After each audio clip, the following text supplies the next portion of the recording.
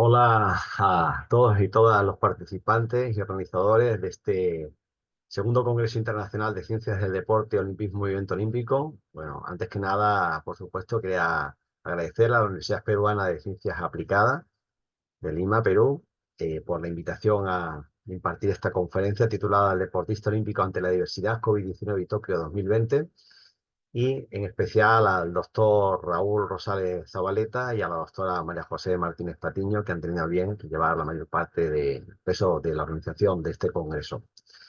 Pues muy bien, precisamente en su título, Perspectiva del Movimiento Olímpico ante los Juegos Olímpicos de París 2024, pues tiene mucho que ver con la conferencia que pretendo presentar a continuación. La misma la vamos a llevar a cabo a través de los siguientes planteamientos, una contextualización breve. Vamos a hablar un poquito también de los efectos de la COVID-19 en nuestra salud, cómo nos ha afectado, cómo afectó la COVID-19 ya concretamente a los deportistas olímpicos y paralímpicos y a otros deportistas, no solamente a los olímpicos, que creo que es interesante. También, por fin, cómo llegó Tokio 2020, qué cuestiones se superaron y cuál es ese pues, perseguido rumbo a París 2024. Pues bien, con lo que respecta a la contextualización, antes que nada, decir que tenemos una pandemia, como fue el COVID, ¿no? Que todavía perdura, pero que fue un momento más crítico que este momento, aunque aún así sigue teniendo, por supuesto, un gran peligro, pero no es lo primero que existe a este nivel. Queríamos un poco informar o de alguna manera relatar la pandemia de gripe de 1918, también conocida como gripe española, que era causada por un brote del virus que se denominaba influenza A, subtipo H1N1, y que, a diferencia de otras epidemias de gripe que afectan fundamentalmente a niños y ancianos, pues sus víctimas también eran jóvenes y personas adultas que estaban bien de salud, así como animales. De hecho, afectaba mucho a los perros y a los gatos. Se consideró la pandemia más devastadora de la historia de la humanidad, ya que en un solo año, para que nos hagamos la idea, mató entre 20 y 40 millones de personas. Y esta enfermedad fue notificada por primera vez el 4 de marzo de 1918 en Fort Riley, en Kansas, en Estados Unidos, y recibió el nombre de gripe española, pero de alguna forma injusta, según muchos especialistas, porque la pandemia ocupó una mayor atención en la prensa española que en el resto de Europa, ya que no estábamos involucrados, en este caso, mi país, en la Primera Guerra Mundial, y por tanto no se censuró de alguna forma la información sobre esta enfermedad. Pues bien, es decir, tenemos unos antecedentes, pero al ser humano ya sabemos que le cuesta trabajo aprender y sobre todo tener memoria, ¿no? En algunas cuestiones. Y el brote de la nueva enfermedad por coronavirus, el COVID-19, pues sabemos que es una enfermedad infecciosa que es causada por el coronavirus, que se descubrió recientemente, ¿no? Tanto el nuevo virus como la enfermedad eran desconocidos antes de que de alguna forma estallara el brote en Wuhan, en China, en diciembre de 2019. Y los coronavirus, pues de alguna forma son una familia de virus que pueden causar enfermedades como el resfriado común, el síndrome respiratorio agudo, grave, como es el SARS, por sus siglas en inglés, y el síndrome respiratorio de Oriente Medio, MERS, ¿no? Por sus siglas también en inglés. Entonces, bueno, el brote de la enfermedad surge el 11 de marzo de 2020, fue descrito como una pandemia por parte de la Organización Mundial de la Salud. Pues bien, la pandemia de COVID se convierte en un problema grave, ¿no? Eh, Partiendo de esta gran pandemia, ¿no? Que provoca este virus y empieza, bueno, a provocar todos los problemas que todos conocemos perfectamente, en la mayoría de los casos de primera mano. Es raro no tener un familiar que, si no falleció, no tuviese muy grave por el COVID, ¿no? Se detectaron, de hecho, en un momento donde había mucha infección, el 3 de mayo de 2020, más de 6 millones de casos en el mundo y más de 379.000 muertos a fecha de 3 de mayo de 2020. Pero no hay que olvidar que a fecha de 16 de mayo de este presente año, pues se notificaron casi 700 millones y 695 millones de casos en todo el mundo y casi 7 millones de muertos, ¿no? Incluso unos expertos hablan de que esta cifra podría incluso triplicarse, ¿no? La de fallecidos. Difícil controlar de alguna forma una buena parte de fallecimientos por causa de esta enfermedad. Pues bien, queremos ver cuáles son los efectos de la COVID inicialmente en nuestra salud y qué impacto físico tuvo la COVID-19. Pero bueno, nos impuso en primer lugar un sedentarismo, donde teníamos que combatirlo ¿cómo? Pues de una forma imaginativa y a base de fuerza de voluntad, ¿no? Es decir, teníamos de alguna forma la tentación y la tendencia a estar dormidos, a querer estar y no salir, como no sé, podíamos salir de casa, muchos de nosotros, pues está de esa forma. Pero existía la opción siempre, a través de imaginación, bueno, de hacer actividad física dentro de nuestros hogares, y así hicieron muchas personas, aunque no fue fácil, y muchas de la población pues cayó en un sedentarismo o mayor del que tenía, o se instauró en personas que no tenían ese sedentarismo. Entonces, bueno, ya sabemos que a base de imaginación pues podemos cambiar la siesta perpetua, por decirlo de una forma un poco de broma, por un ejercicio físico más activo a fuerza de voluntad en nuestra propia casa.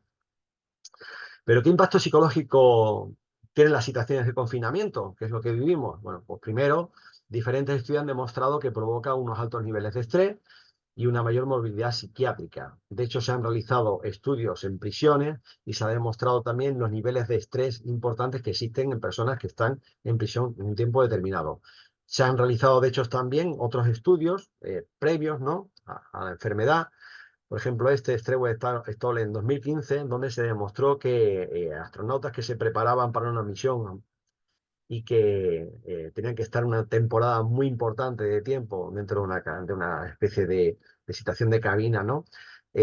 Provocaban a nivel hormonal unos efectos a nivel de estrés y en las funciones inmunes de manera muy importante. Es decir, estos efectos existían y en todos, de alguna forma, los que no fuimos capaces de escapar, que fue la mayoría, ¿no?, de ser capaces de hacer actividad física de forma correcta, pues no, nos atrapó.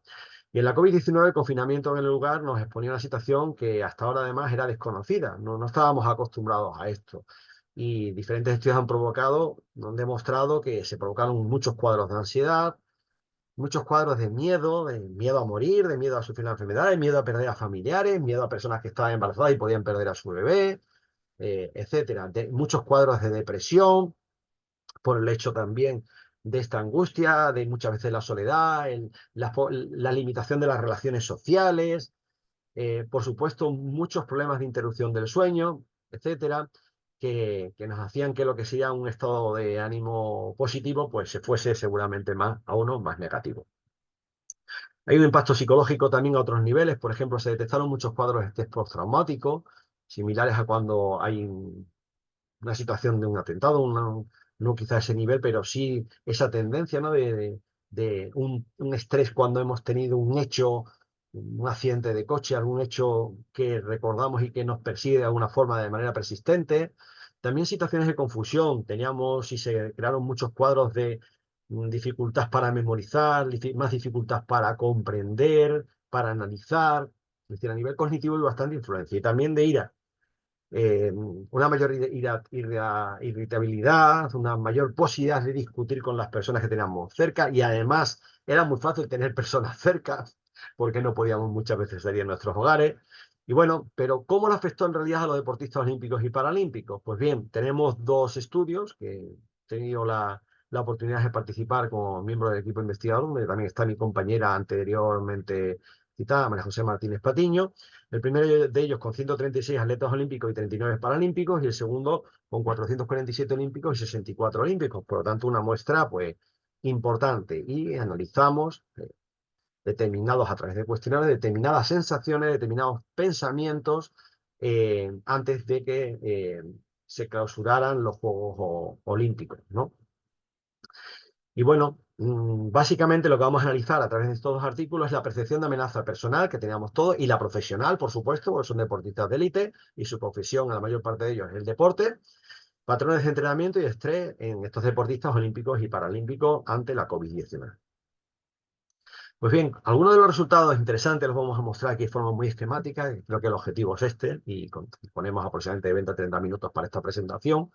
Pero el confinamiento afectó negativamente a los entrenamientos de todos los deportistas, pero curiosamente más a los deportistas olímpicos que a los paralímpicos. Curiosamente tuvieron más capacidad de resiliencia, de enfrentarse a esa situación los deportistas paralímpicos. Fueron capaces de buscarse más la forma, los trucos, las alternativas para suplir el entrenamiento habitual por otro tipo de entrenamiento. Quizás también por una extra de fuerza mental, seguramente instaurada en ellos a través de muchos sacrificios en la vida, aparte de los deportivos, ¿no? Adicionales a la propia, muchas veces, discapacidad que les hace, pues, personas normalmente muy fuertes, ¿no? También el confinamiento se demostró que afectó negativamente a los entrenamientos, aunque más en los deportistas colectivos que en los individuales. Bueno, esto hasta cierto punto podría interpretarse, esto es una hipótesis, por supuesto, no se puede demostrar, pero claro, la posibilidad también de reunirse es mucho más difícil en equipo que en un deporte individual donde de alguna forma sí que puedes buscar alguna forma, alguna manera de entrenar en un sitio más cerrado, más con menos espacio, etcétera, ¿no? En baloncesto, pues claro, necesitas un espacio mucho mayor y especialmente en deportes individuales que no requieren un espacio tan grande, pues bueno, de alguna manera es más fácil, primero porque suele ser un espacio menor, pero no tanto por eso, porque un atleta también tiene un espacio también menor, sino porque también normalmente pues no dependes, no tienes que quedar con otras personas para ponerte de acuerdo, ¿no? Y para poderos coordinar. También hay un dato curioso que los mayores sentimientos negativos, neuroticismo, el neuroticismo es inestabilidad emocional e inflexibilidad psicológica, fueron los mayores sentimientos que se dieron en los deportistas, tanto la inestabilidad emocional como la inflexibilidad psicológica, no esa rigidez mental, que también tiene su sentido dentro de una situación que ya en sí nos está encorsetando, nos está de alguna forma, entre comillas, aprisionando a tener que comportarnos de una determinada forma en un espacio pues concreto, ¿verdad? ¿Qué más cuestiones? Bueno, pues efectivamente aquí afectó tanto al deporte de personas con algún tipo de discapacidad como personas sin discapacidad. Y después sí que había un elemento común y que además tenía mucha fuerza en el estudio, que se demostró de manera muy significativa, se mostraron los resultados de una forma muy significativa, en que pese a todo esto, pese a la ilusión de todos los deportistas por querer participar, por ir a esos Juegos Olímpicos que llevan tantos años, ¿no? Que llevan años pensando y seguramente desde la niñez en su imaginación el poder estar allí dentro de esas pistas, compartir eh, experiencias con deportistas de élite, con personas incluso que para muchos de ellos son, incluso aunque sean deportistas de élite, otros élites para otros deportistas de élite pueden ser incluso referentes para ellos, pues estaban básicamente y de forma significativa de acuerdo con que deberían suspenderse los Juegos Olímpicos porque en esas condiciones pues realmente no se garantizaba una seguridad y no se podría disfrutar de la forma adecuada, ¿no? Como para ser celebrado cuando correspondía en 2020. Entonces, bueno, ahí sí que había una igualdad, ¿no? Es decir, tanto unos deportistas como otros, deportes individuales, deportes colectivos, deportes de personas que portaban un tipo de discapacidad, todos concordaban en la importancia de tener un control sobre esa cuestión y que era necesario suspenderse, era algo importante. Sí que hay un aspecto importante que los atletas paralímpicos se sentían más capaces de afrontar los problemas personales y los acontecimientos de la vida y además menos solos durante el confinamiento que los deportistas olímpicos. Un dato interesante, en la línea de lo que hemos comentado anteriormente, una hipótesis es precisamente esa fuerza que decíamos antes mental adicional, esa capacidad de superación en lo personal y además la superación en el propio deporte que seguramente pues les haya hecho más capaces de afrontar por una parte, los problemas personales, que ahí creo que puede ser bastante más evidente el entender, ¿no? Como una posible hipótesis esta cuestión, y los acontecimientos de la vida, porque en realidad ya estaban preparados, ¿no? Para afrontar muchos de ellos importantes problemas que partían de la discapacidad, aunque después hayan sido capaces de superarlo, pero bueno, no deja de ser inicialmente el provocar un esfuerzo importante para poder superarlos, ¿no? Entonces ahí, de alguna forma, tengo aquí el signo positivo y negativo como que ahí ganaban, ¿no? Las personas que practicaban deportes paralímpicos. A nivel de niveles de ansiedad en la línea con la población del COVID-19, este es un dato muy interesante porque no se presentaron cuadros de ansiedad especialmente importantes con relación a la población habitual. Una hipótesis, porque esto no podemos demostrar, ¿no? Hablamos siempre de hipótesis, pero sí puede ser como una posible hipótesis el hecho de que estas personas ya están acostumbrados de por sí a tener que superar niveles importantes de ansiedad propiciados por la alta competición, por el alto rendimiento. Entonces seguramente estaban más preparados que otros sujetos eh, normales, ¿no? Sujetos en sentido no practicantes de deportes de élite como para ser capaces de autosuperarse dentro del propio COVID, aunque para ellos fuese muy frustrante no poder practicar. Algo que se demostró también que realmente sí que afectó de entrenamiento de forma muy significativa el entrenamiento, el número de entrenamiento de horas. Los deportistas entrenaron más del doble de horas antes que durante el periodo de confinamiento. Y sí que les afectó muchísimo sus rutinas de entrenamiento y el rendimiento, obviamente, tuvo que ser perjudicado, ¿no? Porque no podían entrenar en las condiciones normales. Entonces, bueno, ahí sí que fue afectado a todos, prácticamente había una unanimidad en los diferentes deportistas. Otra cuestión interesante es que la mayoría de los deportistas reconocieron que su mejor rendimiento deportivo disminuyó en la línea de lo que comentábamos anteriormente, pues debido a este confinamiento, pero ellos sí que tenían la certeza de alguna manera o la ilusión o confiaban de forma firme en que se recuperaría tras la pandemia, que ese rendimiento deportivo no sería un lastre para siempre, sino que serían capaces de rehacerse a nivel deportivo y volver a sus marcas anteriores a este confinamiento. Eso sí que ellos parece que lo veían de una manera pues bastante fuerte, ¿no? Lo tenían bastante claro. En- Otro dato importante de estos estudios que llevamos a cabo es que casi la mitad de los deportistas declararon estar más cansados de lo normal y tenían más dificultades de dormir y más se propició en las mujeres que en los hombres. Y además, más de la mitad de los deportistas comían más o menos de lo habitual, es decir, tuvieron desórdenes alimentarios. Entonces sí que afectó también no solamente al cansancio, no solamente al sueño, sino a la propia ingesta. También, aunque no tuviesen esos niveles elevados de ansiedad, el hecho también de estar encerrado, las propias situaciones de no estar muy feliz también suelen propiciar este tipo de hábitos no saludables como no comer de la forma correcta. Y también, bueno, uno se sale un poco de la rutina del entrenamiento y parece que ya se rompe un poco el círculo perfecto de lo que deberíamos hacer y también baja la tensión prácticamente en todo. Yo creo que esto, lo que hemos sido deportistas, lo hemos sentido. Cuando tienes una lesión es muy difícil, aunque no puedas entrenar, puedes alimentarte perfecto, pero es difícil seguir alimentándote de la forma correcta y tal, porque es como que ya no puedes hacerlo todo bien, ¿no? Sería lo ideal, pero no es tan fácil. Así que en este caso fue algo que afectó a los deportistas de una forma muy importante. Sí es cierto, como hemos dicho antes, que afectó más a las mujeres proporcionalmente que a los hombres. Pero ¿cómo afectó la COVID-19 a otros deportistas? Pues bien, aquí hemos querido poner de los diferentes estudios que hemos llevado a cabo, uno que también compartí con la doctora María José Martínez Patiño y con otros autores de otras universidades.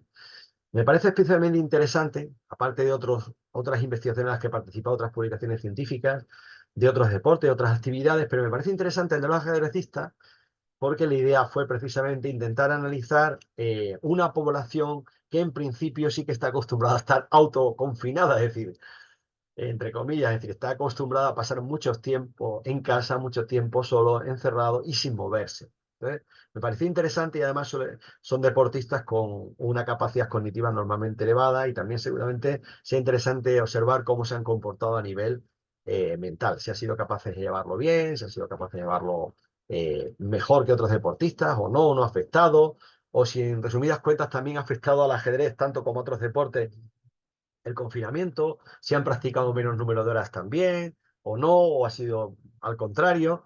Este tipo de cuestiones, pues nos parecía bastante interesante el poderlo analizar. Y en este sentido, los patrones conductuales, psicológicos y de entrenamiento de los jugadores de ajedrez ante la COVID-19, que sería un poco el resumen de este estudio, pues sí que se demostró que los jugadores de ajedrez, independientemente de su nivel de juego, porque aquí analizamos desde jugadores de iniciación, perfeccionamiento, rendimiento, alto rendimiento, jugadores profesionales, en fin, lo que ustedes que sabrán de ajedrez, llegamos incluso a grandes maestros, ¿no? Más nivel, después que seguirían hacia abajo los maestros internacionales, los maestros federados y después ya por él, o la clasificación internacional de la FIDE, de la Federación Internacional de Ajedrez, no hacia abajo y establecimos pues diferentes categorías y ahí comparábamos un poco cómo se comportaban los que eran de menor nivel o más nivel en ajedrez para ver también si influía eso un poco ese perfil en su comportamiento ante la situación de COVID y ante el confinamiento en concreto. Entonces sí que se vio que la actividad física se redujo de una forma muy significativa y que practicaron la práctica de ajedrez durante el periodo de confinamiento más. Es decir, desde el punto de vista ajedrecístico, bien, pero claro, a nivel de salud peligroso. Pero desde el punto de vista de su preparación, de alguna forma, incluso el no poder salir y como pueden practicar a través de Internet perfectamente, pues en algunos casos incluso lo planteaban casi como una ventaja en el sentido de rendimiento ajedrecístico. Por supuesto, nadie quería esa pandemia, ese confinamiento, pero que no se vio perjudicado su entrenamiento, sino todo lo contrario, que aumentaron la práctica de ajedrez. Los jugadores amateurs mostraron un nivel de alarma social curioso, significativamente mayor que los jugadores profesionales y de alto rendimiento, es decir, los amateurs, los aficionados, eh, tenían una mayor alarma social que los jugadores profesionales de alto rendimiento. Bueno, una posible hipótesis, siempre hablamos de hipótesis, es que los jugadores profesionales de alto rendimiento también están muy preparados a las situaciones de estrés y por otra parte son personas también muy acostumbradas a pasar especialmente más tiempo solos y a combatir. Y esto quizás les haya hecho dar un plus, igual que antes hablábamos las personas que portaban un tipo de discapacidad, ese plus extra. Los jugadores de ajedrez tienen profesionales o de alto rendimiento ese plus extra de estar más horas de lo habitual que los aficionados sentados y entrenando, y ese plus extra de tener también unas exigencias a nivel cognitivo muy elevadas y unos niveles de estrés en competición muy elevados. Entonces seguramente también les llevaría un poco relativizar o ser un poco más constructivo a la hora de observar este problema, ¿no? No viendo la realidad, pero no tener esa sensación tan grande de alarma, sino, bueno, esto es lo que hay que hacer, pero desde un punto de vista quizá más frío. Y por eso, pues aquí parece que demostraron un mejor planteamiento los jugadores de élite, ¿no? Después los jugadores profesionales mostraron valores más altos de extraversión, bueno, son más extrovertidos, de más capacidad socializadora, pero al mismo tiempo la parte negativa, inflexibilidad psicológica e inestabilidad emocional que los jugadores de rendimiento de menor nivel. Entonces, bueno, una parte, digamos, positiva en el sentido de socializarse, de hablar, de ser dicharachero, de ser extrovertido, pero por otra parte, una mayor inflexibilidad psicológica. También normalmente estamos hablando de jugadores de ajedrez, independientemente de la pandemia, puede estar influido eh, como una posibilidad y una hipótesis por el hecho de que suelen ser personas, en muchos casos también, con mucha capacidad de análisis, con mucha capacidad, con mucha, están muy habituados a entrenar durante muchas horas de una forma muy concreta. Y entonces quizás eso también tenga que ver un poco con la inflexibilidad psicológica, con ese perfil, ¿no? De matemático, ¿no? Y tal, y también una mayor inestabilidad emocional, incluso también por la genialidad o de algunos propios jugadores que pueda asistir.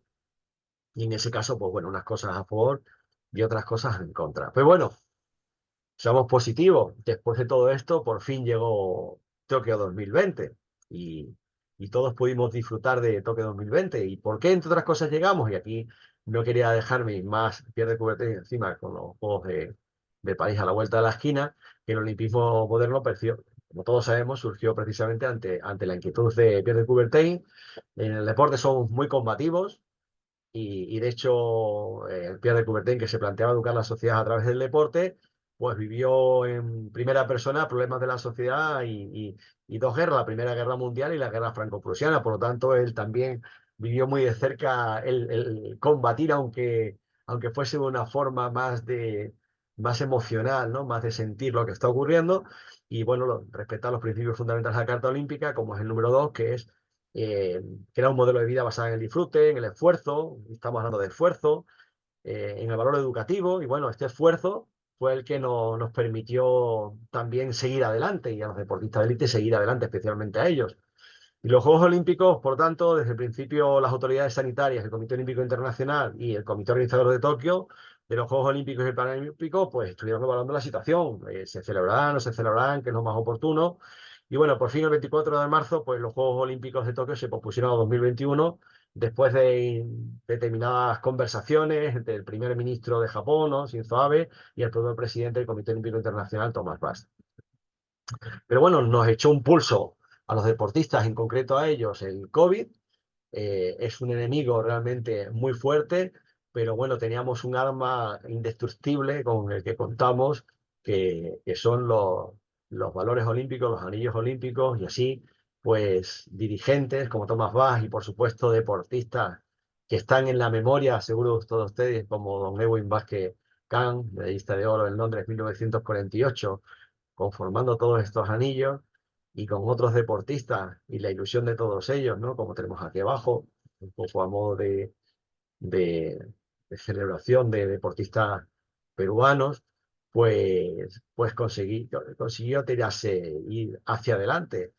y se celebraron los Juegos de Tokio en 2020, unos Juegos que todos recordarán además por cuestiones interesantes, como fue todo el tema de sostenibilidad.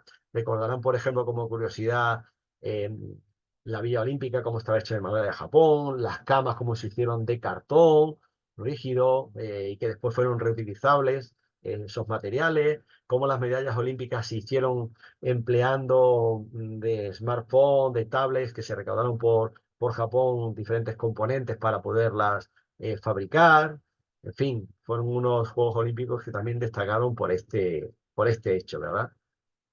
Pero bueno, tenemos rumbo a París 2024 y ya está ahí, ya está ahí, París 2024 y con ello, pues muchos deportistas de deportes individuales, deportes colectivos, olímpicos, paralímpicos, estarán luchando. Por supuesto, ustedes tendrán a grandes representantes también con mucha ilusión representando a su nación, a Perú, y todos luchando también por un sueño, como son las medallas olímpicas, aunque también el hecho de participar es una experiencia, por lo que me consta por deportistas olímpicos que me lo han podido contar. Yo no he tenido la suerte de haber sido deportista olímpico, de haber estado en unas olimpiadas, pues es una sensación increíble y nada agradable, ¿no? Las medallas olímpicas, además, como ustedes ya sabrán, este hexágono que existe en el medio está hecho de hierro de la Torre Eiffel, de cuando se hicieron trabajos de remodelación, de restauración durante el siglo XX y se las incorporaron dentro de las medallas. Me parece un detalle curioso, muy original y muy simbólico y muy bonito. Y bueno, sin más, quería nuevamente agradecer por supuesto, a los organizadores, a todas las personas que conforman parte de ese plantel y, por supuesto, a los asistentes que son los que nos dan cabida y posibilidad de que este tipo de cuestiones se puedan llevar a cabo y tan importantes. Así que les deseo lo mejor, mucha fuerza y saludos desde España.